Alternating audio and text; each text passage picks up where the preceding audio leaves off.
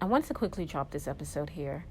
I want to consider this a bonus episode, but at the same time, I wanted to really get this out because sometimes when something is constantly kind of like just brewing in your soul or in your spirit or in your head or in your mind, you kind of want to release it. And this is my releasing here of this little tidbit.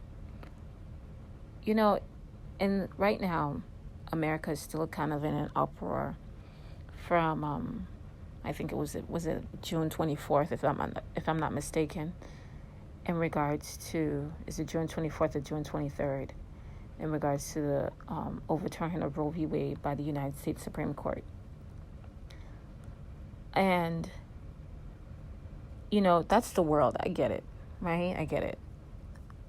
I think what happens for me, where the issue really becomes an issue, is in the body of believers.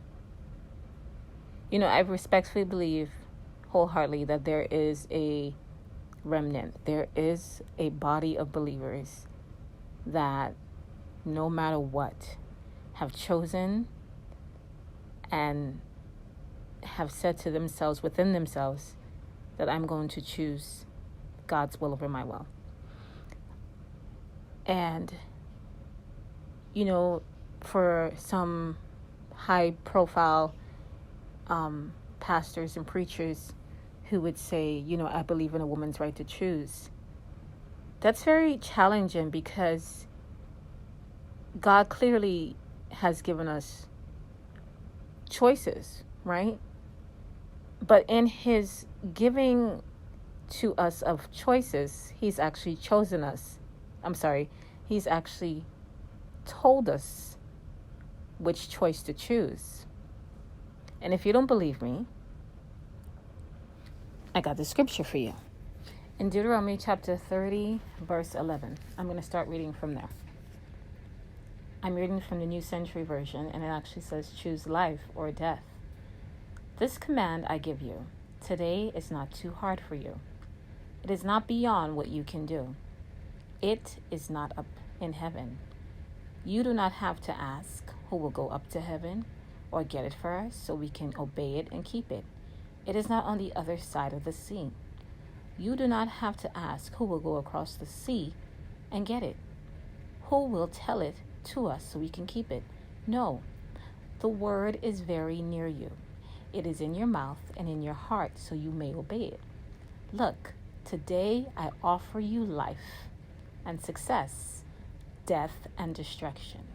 I command you today to love the Lord your God, to do what he wants you to do, and to keep his commands, his rules, and his laws. Then you will live and grow in number, and the Lord your God will bless you in the land you are entering, and take it as your own. But if you turn away from the Lord your God and do not obey him, if you are led to bow and serve other gods, I tell you today that you will surely be destroyed, and you will not live long in the land you are crossing, the Jordan River, to enter and to take as your own. Today, I ask heaven and earth to be witnesses. I am offering you life or death, blessings or curses. Now, choose life, then you and your children may live. To choose life is to love the Lord your God, obey him, and stay close to him. He is your life, and he will let you live many years in the land he promised to give your ancestors, Abraham, Isaac, and Jacob. You didn't believe me? It's right there. And what's amazing is, here's Joshua. He's saying, listen, you don't have to go that far to find it. You don't need anybody else to come and make it make sense to you. It's simple. I'm going to read it in the King James Version, just because I don't even think I need to read it in the King James Version, because it's quite clear. I call heaven, this is Deuteronomy 30:19.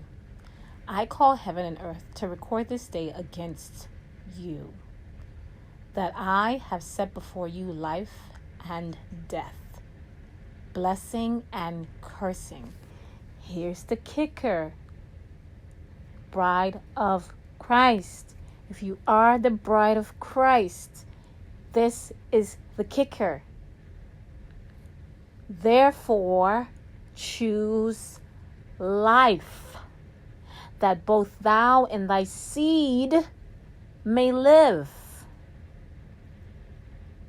The baby in the mother's womb, and I'm speaking, and I know I can speak to this issue because, like I said, I grew up in the church. I was raised in the church. I came to know the Lord. I was taught seed sowing.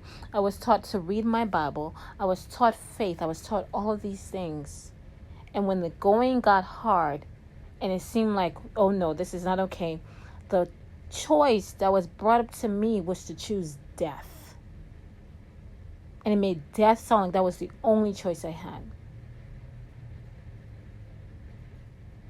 When I knew, my convictions told me no. But I chose still to choose death. And here in the scripture of all scriptures, although people say, well, God has given us a choice. Yes, he has. But he's given you a choice to choose life. That is the choice that God is giving you. Choose life. And when you choose life, here's the other things that come along with it. It says, therefore, choose life, that thou mayest live. Not just you, but the baby in the womb, the seed of the womb, the child that was formed before you were in your mother's womb, I knew you. That seed may live. That's it. And this is what I mean when I said that you don't get a choice between life or death when you said, oh God, yes, I chose. If you declared that, God, I choose you, right? Joshua 24:15, or is it 18? As for me and my house, we will serve the Lord. When you make a decision to choose to serve the Lord, that is the choice that you've decided. You can't go back again. You've chosen the path of life. And if you've chosen the path of life, then everything you do is going to come from choosing the path of life. And here's the rest.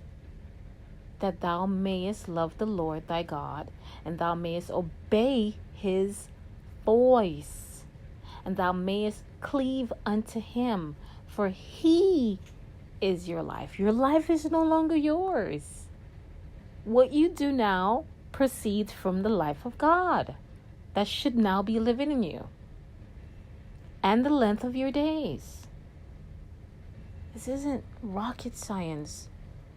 And like I said, when I speak, I really speak to the bride, to the body of believers, who I hope will take this message and apply the scriptures. Do not lean on your own understanding. In all your ways acknowledge the Lord, and he will direct your path. This is not about you having a thinking, no. What happens is, see, all those things, if you think about it, if you really go down to the nitty-gritty of it, it's all rooted in fear that God can't. But scripture, and even my life has proven to me time and time again that God can. And he will, and he has. But that happens when I choose life. For Christ is my life. I love you, I bless you, and I have faith in you.